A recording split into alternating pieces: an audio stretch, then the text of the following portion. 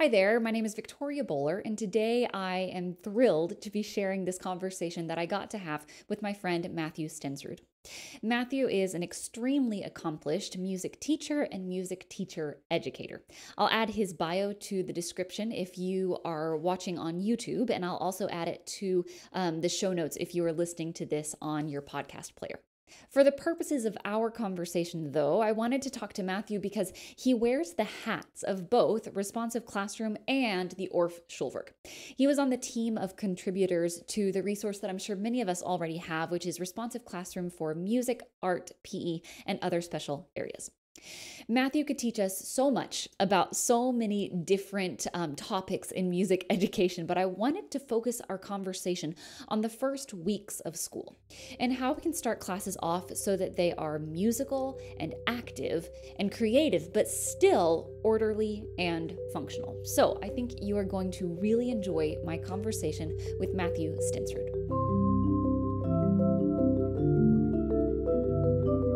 All right, Matthew, I am so excited to talk to you today. You are an Orff Schulwerk responsive classroom extraordinaire. And so you are the go-to person in my mind when I think of, or at least one of the go-to people in my mind when I think of like, how do we want to start the year? How do we want to make it play-based, but make sure that everything is flowing in the right direction and that we're setting ourselves up, for success later on. So can you start us off by maybe sharing a bit about the responsive classroom approach and maybe your take on it as an Orff teacher? I know that's broad, but I feel like that's a good place to start. Absolutely. And thank you for the kind words, Victoria. I first was introduced to responsive classroom at my first school I taught at, just a few years into teaching. And it, much like taking your Orff Schulwerk levels, it transformed my approach to how I interact with my students, the kind of language I use, Mm-hmm. process of teaching, and how I respond to student behaviors. And responsive classroom really takes the fact that our students want to learn, they love to learn, Mm-hmm. and we should treat them as such instead of treating like school as this like thing you have to slog through. And that's very similar to how we teach music in the classroom, is that music is this great place to explore and learn and have such rich experiences. And I think the second point of responsive classroom is the power of the social learning. So if I give the one elevator pitch that I always do, it's that responsive classroom finds that how our students learn is just as important, and I think more important than Mm-hmm. what they're learning. Yeah. So the interactions they get with each other, the kinds of ways that you use to introduce ideas and let students create is more powerful than like the content of, did you get to 16th notes? Did you work on syncopation? Did they be able to sing in harmony? All those kinds of things that we see in our curriculum Yep. is not what we should go to immediately as teachers. Instead, we should go to, did our students create something? Did they have a meaningful experience interacting with music and with one another? Mm-hmm. And that's why I really connected with responsive classroom when I first started learning about it.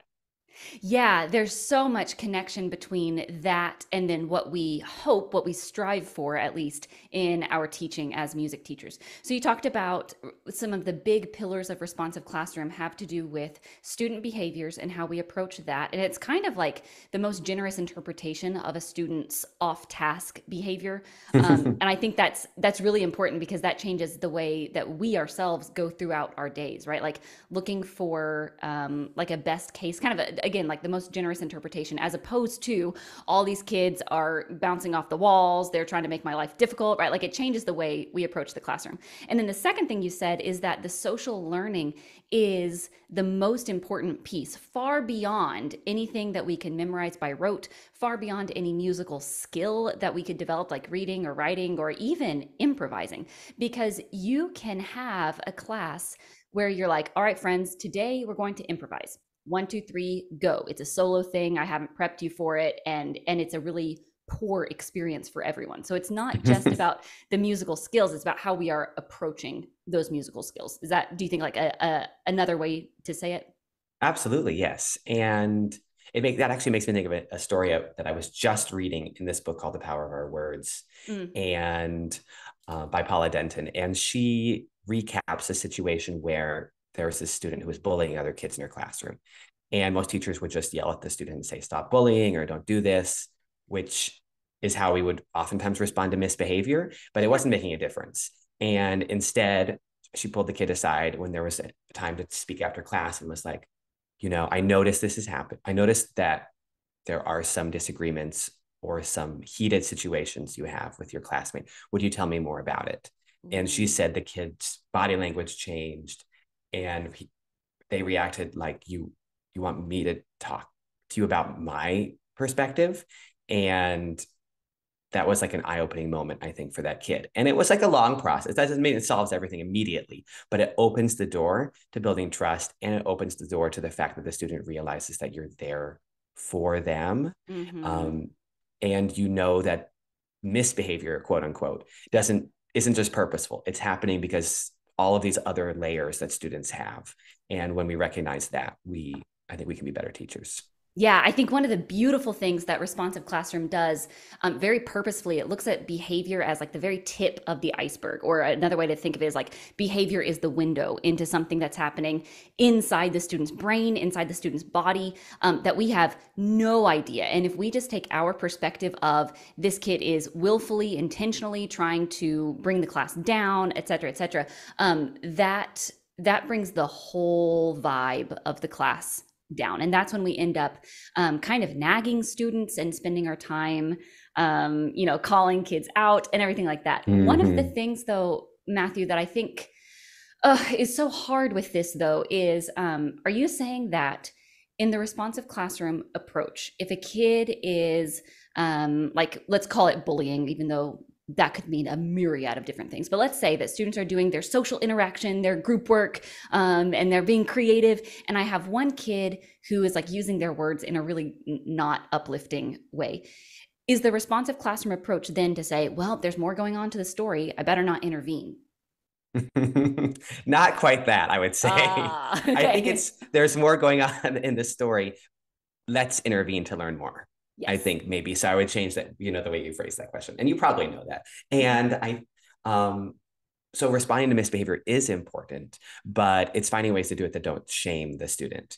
And it's Mm-hmm. very easy to get into a shaming mode as teachers because it's easier. It's just Mm-hmm. easier to call the student out from across the classroom. It's you want to make a point of the fact that that's not acceptable because any sort of behavior where students are demeaning others is absolutely unacceptable.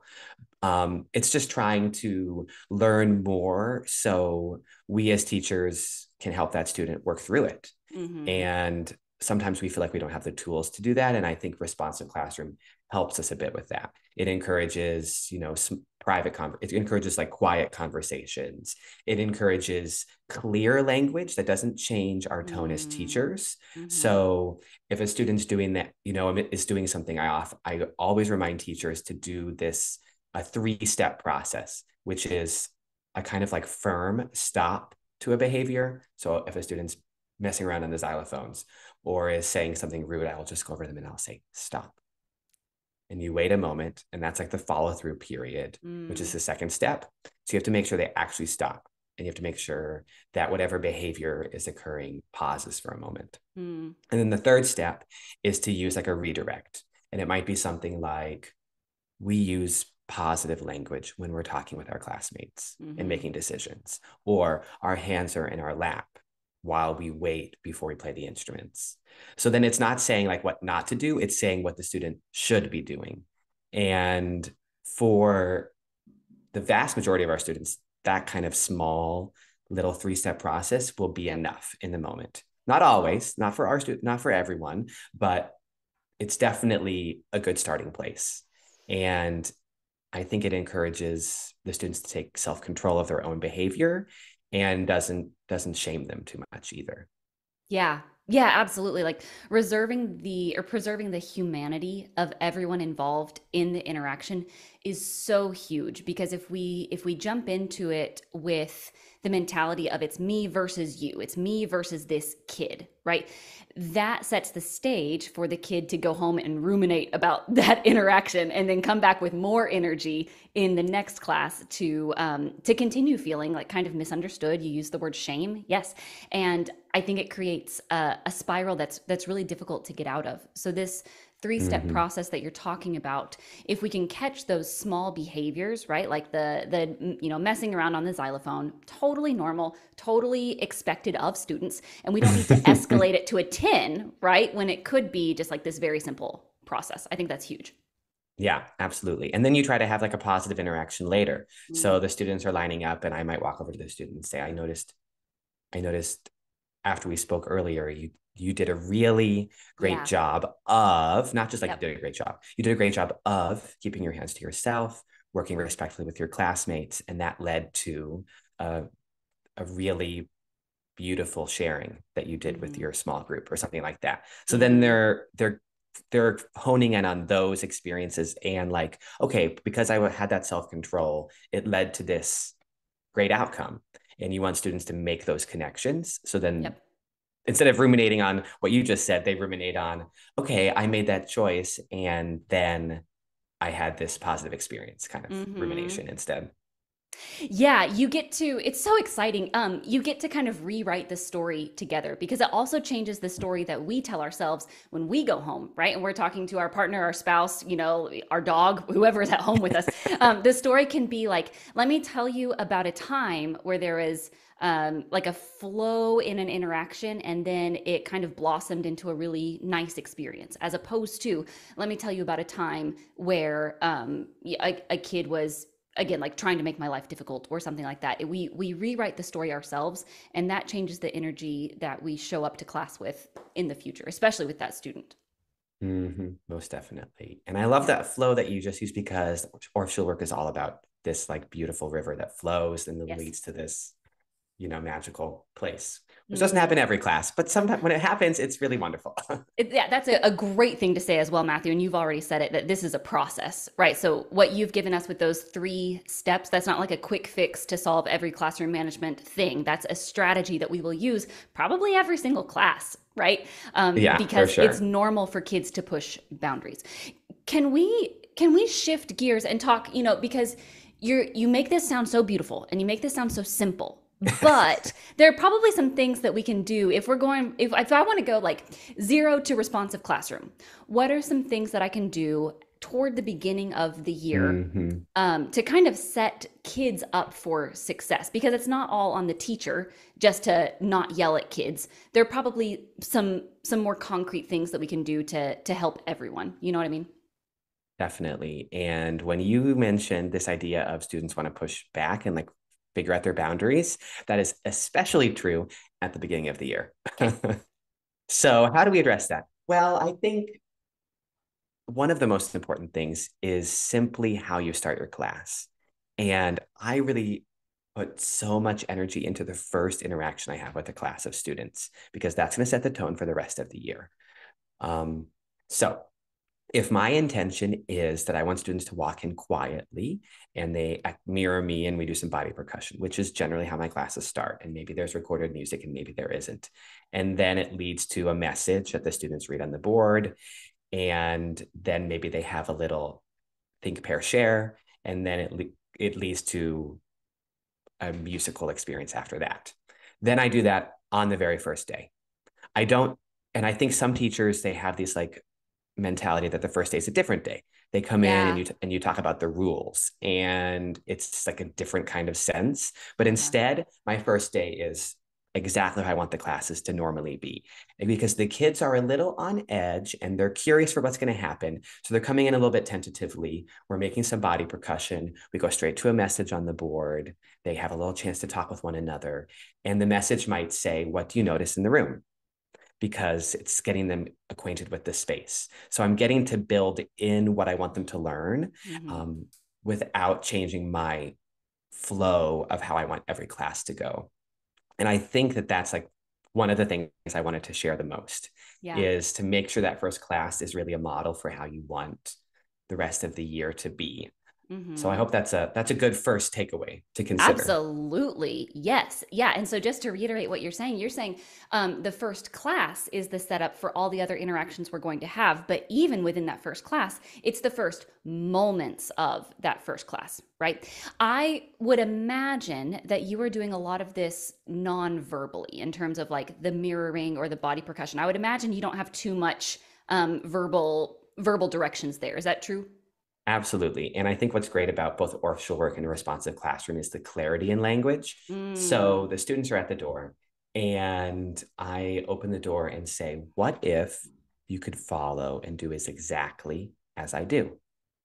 That's all I say.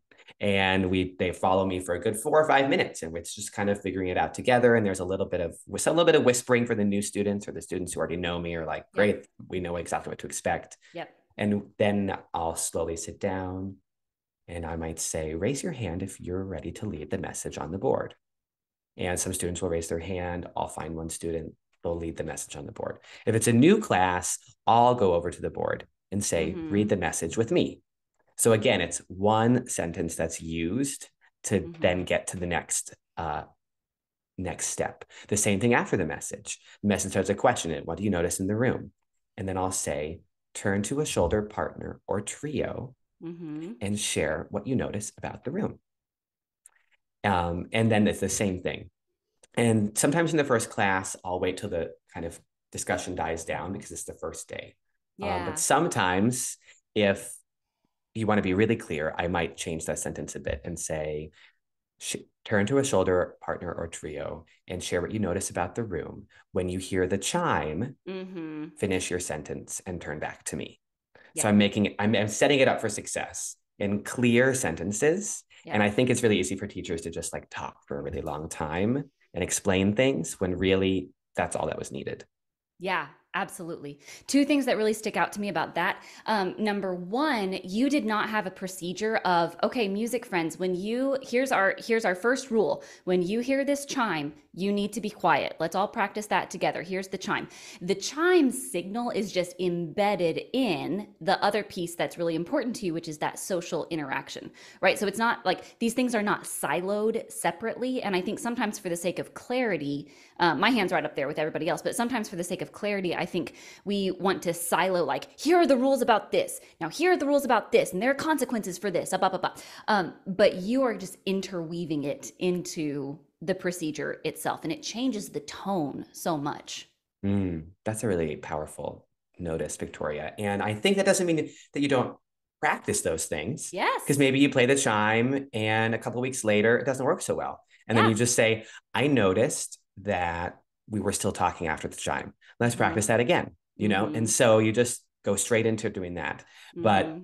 the language you're using doesn't feel so negative, right? I'm trying to Absolutely. steer away from, "You were so noisy still, and that's not okay." And Uh-huh. so using it with "I notice" kind of sentence starters or things like that can be powerful Mm-hmm. too. Well, that was the second thing that I wanted to that I wanted to pull from your response there.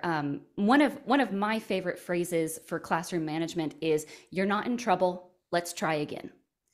And that kind of is like, again, like this us versus them mentality. If it's me versus the students are going to feel that, right? If I start with the expectation that everybody's in trouble and the teacher is mad, the class will follow suit, right? Because I set the tone as the Mm-hmm. adult in the room. I am in charge of the emotional tone that I bring to the classroom. And one of the things that I know you are so particular on is how you phrase things. And one of the things I notice about you teaching, and I've heard you say this as well, is starting things with "I wonder" and "what if," or like the because you're teaching students like how My favorite to. phrases. Yes, you're teaching students like how to imagine it on their own. And I'm sure that in your creative process, like when you introduce a piece, students are already hearing the new piece that you introduce and they're going, "I wonder, what if? I wonder, what if?" Right? And so with all of that to say, Matthew, I see that what you're doing at the beginning of the first beginning of class is setting the stage for how you want students to think, how you want them to talk to each other, how you want them to move around the room, how you want them to focus their attention. Like you're packing so much in these first moments, but it feels so effortless. And it won't feel effortless at first. I'll start by saying that it will feel somewhat uncomfortable if you're changing your Mm, teacher language and feel a little awkward, which is hard for teachers sometimes. mm-hmm. And I encourage you to push through it, and you'll start to feel more comfortable. Mm, Um, Sometimes sentence starters can be really helpful. You have like a mm, little cheat sheet of like a few things you really want to say, like I wonder, what if, I notice, let's practice, yep. just so like you can glance at it if you're like, oh, what do I say exactly here? Yeah. That can be helpful. And the other thing I really want to share is that the sometimes teachers forget that we are the most some of the most important role models that students have. Yeah. And every interaction with every teacher language we use, that's going to impact the language that our students use. Mm, And the most exciting thing is when you use a wonder or what if, and then you notice in a small group, like a couple of weeks later, the yeah. students are using that language, Yeah. you know? So, and I remember near the end of the year, I was teaching a xylophone piece to some of my like third graders, I think. And the students started like just calling out like, well, what if we tried it in a different mode? Or what if we tried it can we try a different rhythm? Or can we try this? Mm-hmm. And it was like, yes, that's like the most amazing point when they're Yeah. like using your language Mm-hmm. to be creative thinkers because you started placing all those wonders and what ifs. Or the same thing of like providing feedback. So I'm providing Mm, feedback that's clear. And then when a student's in a small group, they're giving those like same responses and interactions. And I think that that is like it's the most exciting moment, but it can also go really wrong sure. if you're not Yes. using great language, then they're going to Yeah. role model your other kinds of language. Mm-hmm. And sometimes you can say like something once and you're like, oh, I probably shouldn't have said that. And that's what they like grab onto. So you have to be cautious at all times, like the Yeah. what language you're using. Yeah, absolutely. Absolutely. Oh, goodness gracious. And probably, Matthew, I don't want to put words in your mouth. So you take what I'm about to say and you change it into what you want to say, right? But Mm-hmm. probably just knowing you and knowing your heart for teachers and knowing how experienced you are in this field, you probably would continue that like no shame philosophy to teachers who have lost it on their kids, who have snapped back at a student. And again, I'm going to put my hand up, right? Like I don't know a single adult who is around other humans, whether those be children, adults, anywhere in between. I don't know anyone who has not at some point been kind of overwhelmed in their body with a feeling of frustration or anger or impatience, right? So Mm-hmm. as a teacher is listening and Matthew's saying like, well, our language is really important. Probably some people are being like, "Oh no, that is not good news for me." So what would you say? What would you Oh my say gosh. to those teachers? We are imperfect people. And I am equal and can raise my hand and say, we've all said things in the classroom that maybe we wish we hadn't have said in the moment. Mm-hmm. And if we can just say this coming school year, I did that a little less than last year, then that's something you should be proud of, Mm, right? And it's things like it's even things like meditation, and responsive classroom talks about that. It's like and I've done a lot of research on nonverbal communication, as you know, and 93% of how yes. students learn things comes from our body and tone and Mm-hmm. eyes and facial expressions and not our words. So yes, Mm-hmm. language matters, but like it's also more important to think about, okay, when I say this, is my body relaxed? Yeah. And so does that mean when a student says something that maybe you like take a deep breath inside yourself and you just think about a meadow or you think about the beach Yeah. and then you go into what you want to say? Mm-hmm. Um, that's really hard to do, but I think of it in like this. These are little people. They are Mm, these young little minds that are just beginning to grow. And when I go back to that, then I'm like, this person is 6 years old. Of course, they don't have control over their bodies right now. That's yes. expect like what did I really expect them to sit quietly like that for 30 minutes? Uh-huh. Okay, I need to you know, remind myself of that and put a smile on my face and be okay with that moment, even when it feels really, really frustrating. And it's not to say that you can't get stern and firm with Mm-hmm. students when they're being unsafe or Yeah. when they're making choices that start to harm other students. But we also want to keep in mind that they're much younger than us. Yes. Yes. And it's not fair for us to expect gosh, there's so much I could say about that, Matthew. I'm gonna shorten what I have to say, because this is like a whole podcast on its own. Is like, what do we expect from a child and what do we expect from ourselves? There needs to be a big gap between those things, because some of us are adults, some of us are kids, right? Mm-hmm. I'm going back to what you said about when a student shows a behavior that we would consider to be not ideal. What we do is we come in after that behavior at like the end of class, you said, and we help the kid rewrite the story so that it's not, I'm a terrible student, I'm a bad kid. It is like, I'm a kid who's learning a new skill of whatever impulse control thing, and the relationship between you and the kid is not harmed by that interaction. You're setting it up so that you can continue to learn and grow together, instead of, again, this us versus them mentality. And I'm Mm-hmm. kind of extending that to the conversations that we have in our heads as teachers on the way home, when we have a classroom behavior that we are not proud of. And how can we be like that teacher to ourselves that says, hey, I noticed this about your behavior. Was there anything else going on there? We kind of become that voice to ourselves the more we practice doing it to students. Definitely. And I think sometimes we realize that it may not be that exact student, which is why we are reacting like that. We might have had a Yes. hard day, like, Yep. and we had something really traumatic that happened the day before in our own personal Mm-hmm. lives, and Mm-hmm. that impacts who we are as teachers. When we think about the social, like how we interact with one another, it's the same Yep. thing for us as adults, Yeah. and it can be hard to like compartmentalize that. But I think Mm-hmm. just being aware of that, like, I'm not in a great mood today. What can I do to be there for my students for this time that I'm with them?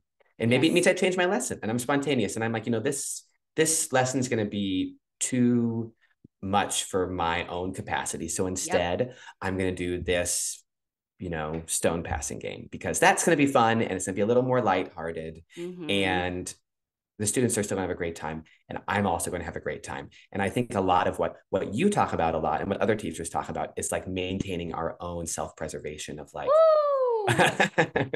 making sure we can make it through this life Yep. and be good teachers, but also like be taking care of ourselves. So I think Mm-hmm. that's like something to think about too. Yeah, absolutely. Absolutely. Well, I know, Matthew, I could hang out on this topic and ask you all sorts of questions about this kind of avenue of what we're talking about. So let me move us back. So you've Right. talked us Yes, I through. know. I know there's so much. You've talked us through this really beautiful opening routine. I have one Mm-hmm. tiny question about that I'm going to skip over, and we can come back if we have time. Sure. After this opening routine, we're in the classroom, we're seated, we're in a circle. On the first day, where might we think about going after that? I think in connection with the shul work, it's a great place to start with just body percussion and song. So we're not stressed about instruments yet, but we are just going to get into this making of music. What kind of music can we make Mm-hmm. right away? Um, so we've had a morning message, and oftentimes my morning message will lead to a museum walk. Mm-hmm. So students can walk around the room, see what they notice, kind of come back and share some things. And sometimes we might do around the circle notices and questions. So it kind of depends on the class, but I think you could Yeah. do something where the students go around and they can each share something they noticed about the room that they're excited about, which is a little bit like a hope and a dream.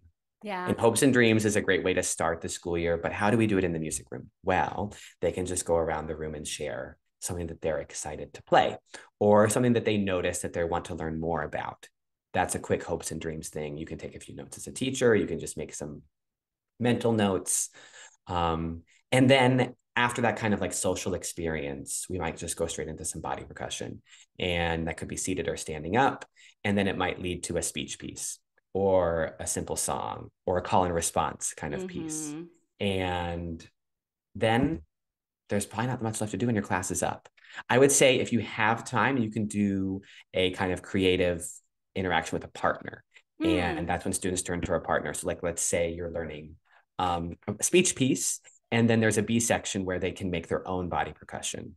Yeah. So, one could be I often pair Gilly, Gilly, Gilly, good morning, Yeah. and Mini Mac, Mini Mac, Mini, Mini, Mini Mac. In the A section, we have a set body percussion. B section, they get to start creating their own body percussion with a partner. Mm-hmm. Mm-hmm. And it's like little choices. And I think the most important thing about the first day of music is that you're setting them up for success by asking small steps of them. Yeah. So you might say, pick one place of body percussion to connect with your partner. So it might be just this mini mac, mini mac, mini, mini, mini mac, mini mac, mini mac, mini mo, mini mac, or it might be this mini mac, mini mac, mini, mini mac, or it might be Mm-hmm. this mini mac, mini mac, mini, mini, mini mac. And then you say, well, what if you could pick two? So it might look like this mini mac, mini mac, mini, mini, mini mac. So it's just like a teeny tiny Mm-hmm. steps for building success. But at the same time, you've had social interactions, you've had imitation, you've had exploration, you've even had creation now. Yeah. So you've done a lot of things in that first class, but you've done it in ways that set them up for success. And I think that's really important. But you haven't pushed them too far either, you know? Yeah. Well, one of the nice things about you and your teaching and your campus and just like the longevity that you've had so far in this career is when you give your students that invitation. Let's imagine that you're doing that with, oh, I don't know, maybe third grade. They've had you since probably kindergarten at this point, right? And Also true. certainly, yes. And so certainly those kindergarten, first grade years for those students were very different than what we're doing this year. Lord willing, everyone's fingers crossed. So what would you say if this is students' first interaction with the Schulwerk, or if this is a teacher who is into active music making, but maybe not the Schulwerk approach? Like you've talked about making small pieces, not to put you on the spot, but are there any other small pieces that people can do if maybe they have not been using a lot of body percussion, or even perhaps, Matthew, like a lot of creative invitations? Sure.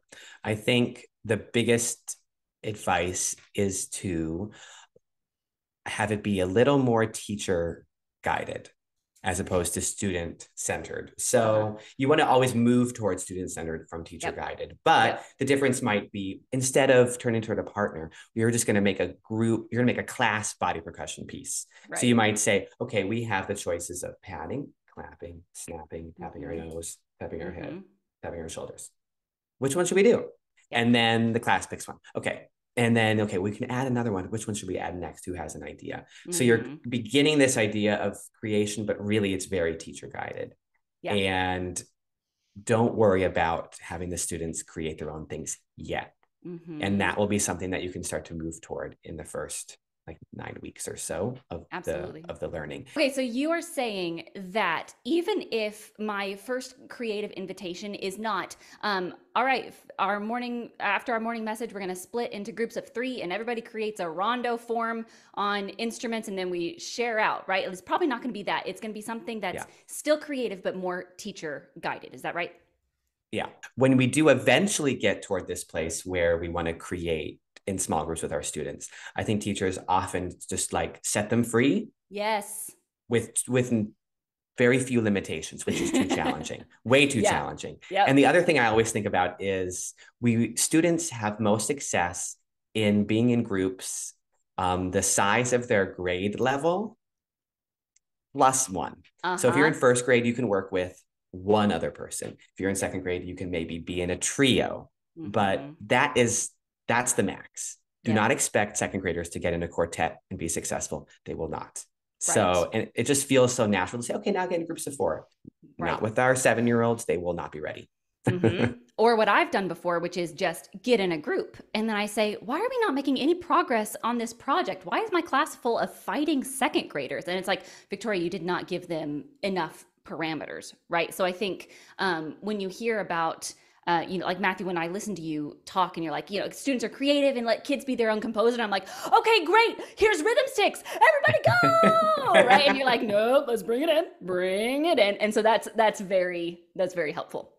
One, and then there's the teacher afterwards goes, I wonder why that didn't go so well.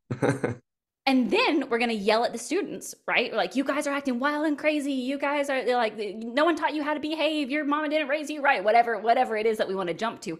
And actually, one of the most challenging things to do, again, in our car talk on the way home, is to be like, what procedures were missing at the beginning, you know? And so I think Mm-hmm. that's what you're sharing today, Matthew, is so valuable. And we can extend it probably beyond the first day. You've given us such a beautiful kind of sequence of things to think about on the first day. Is there anything else that you want to say about the first day, or can we kind of dabble quickly into how this might expand in the second class or the third class, or whatever it is? I think the last thing to think about on the first day is just having a clear ending for a class. So that might Mm, mean you have like a really brief reflection, not another thing pairs share, or it might just be a reminder on how we line up. And that could be enough too. And you might say, when we leave the music room, we line up, we walk to the door with our hands by our sides and our voices stay off so we can reflect on the successes we had today. Something like that. And then you yep. tap each student, or a student taps everyone. It tends to be how I do it with like a Mm. different stuffed animal they get to pick, which is always very Oh, exciting. that's cute. And it's just simple. And that way you have a really beautiful end, Mm, as opposed to just letting it run a little bit amok. You just you want to have your clear process for the end of the class too. uh-huh. And you do it the same way every time.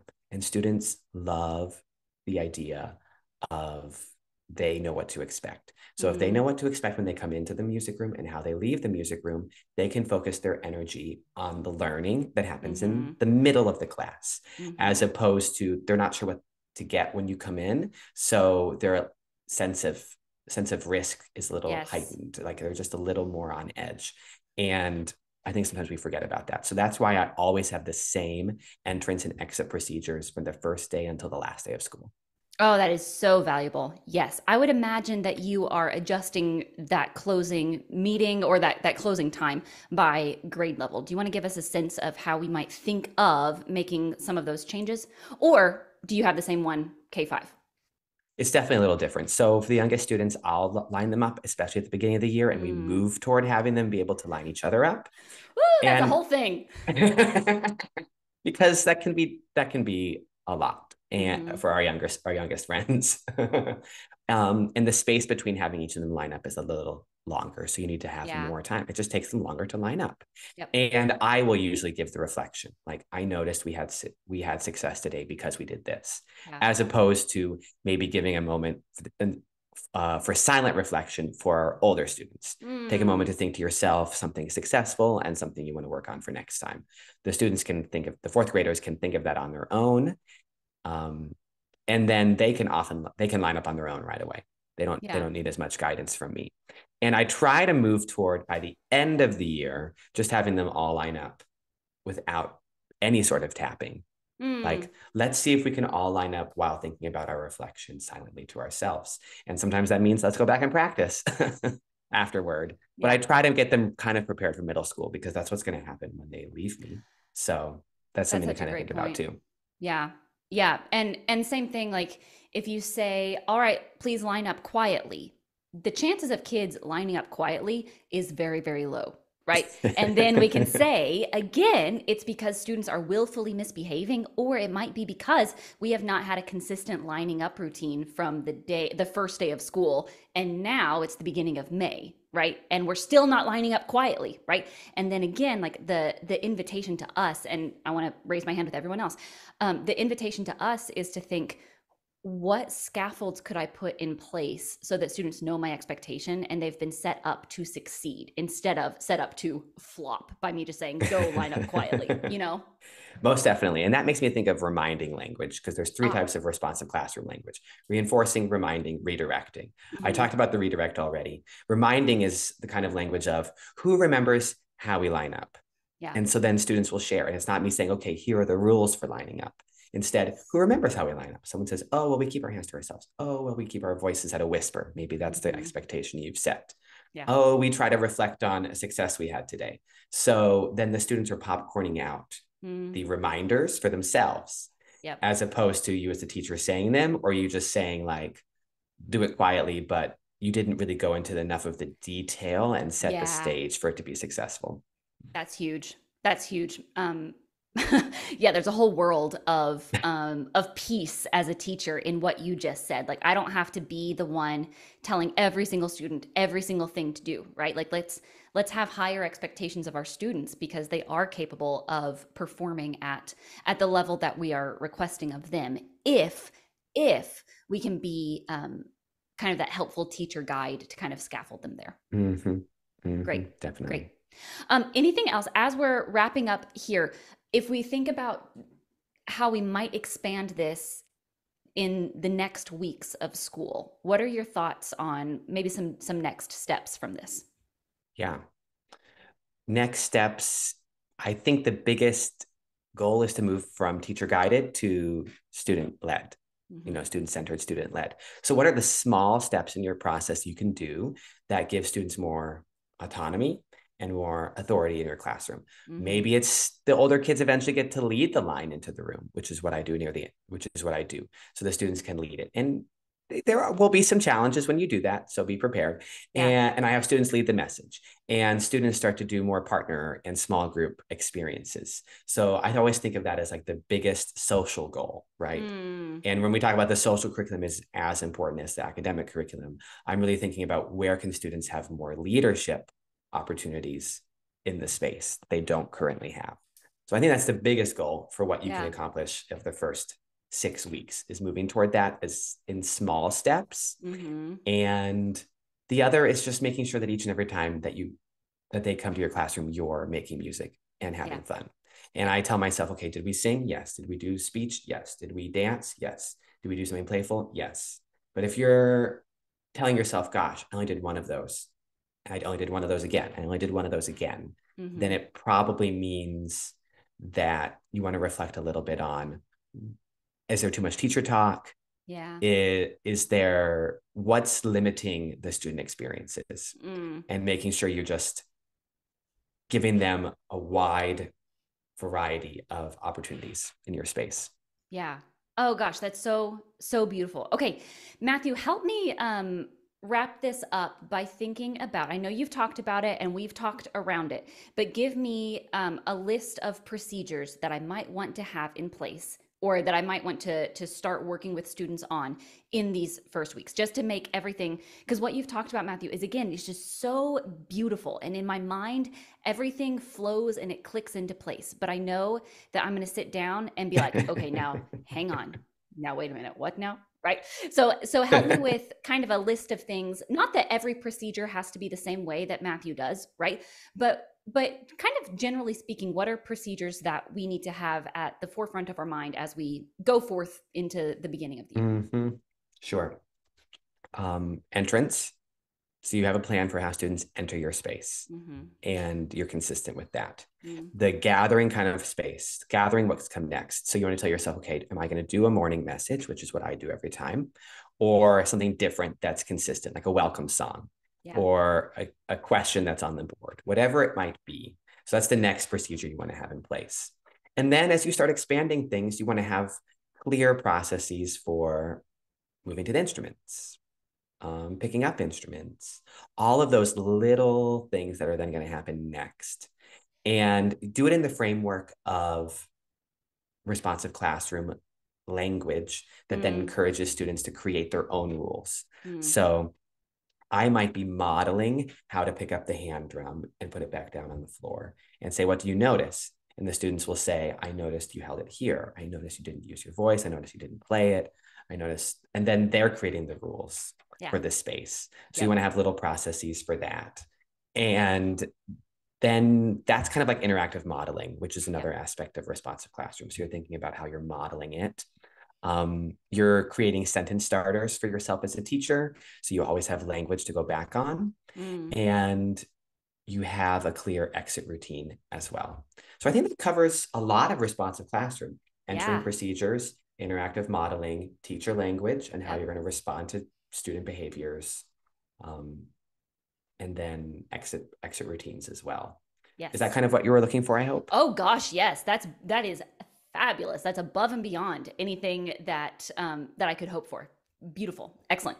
Matthew, as we hear this conversation and we're all like so interested in learning more about you and your work and Orff Schulwerk and the responsive classroom, where can we hang out with you?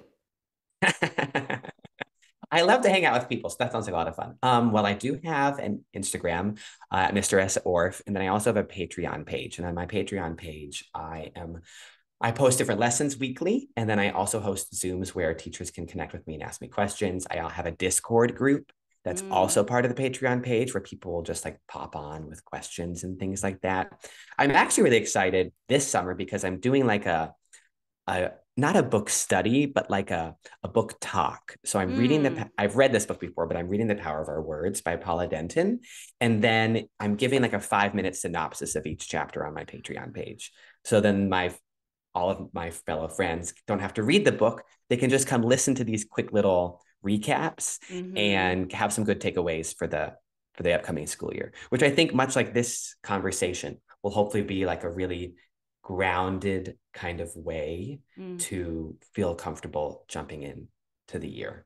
And then the other thing I'm going to say is that I also have this book, Responsive Yes. Classroom for Music, Art, PE, and other special areas that Mm-hmm. I helped contribute to, and it's a great resource. So if you enjoyed some of the things we talked about today, that book might be for you, and it might make you feel again more grounded Yes. and prepared for the first day of school.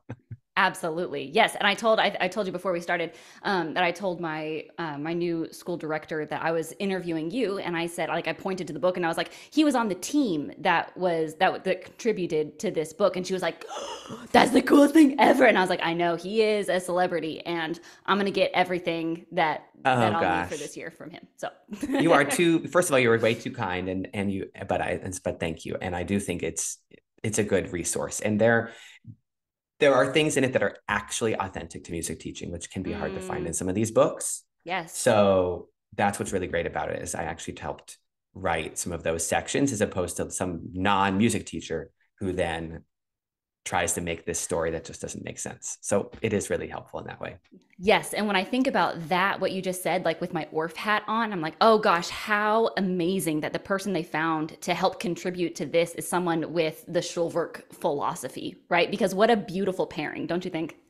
Definitely. And that's what's made responsive classroom really so even intuitive to me Yeah, yeah. as a teacher is that it feels like the Orff Schulwerk. And so if you're an Orff Schulwerk teacher or you really like responsive classroom, and maybe Hmm. you're not an Orff Schulwerk teacher, I would really suggest trying to learn a little bit more about how the two pair because they Hmm. really value social curriculum. They really value spontaneity, but they also value like the really power of process, like how Yes. each small step leads to something magical. Mm. And that's changed my teaching forever. So, and I think it's impacted students' lives then forever.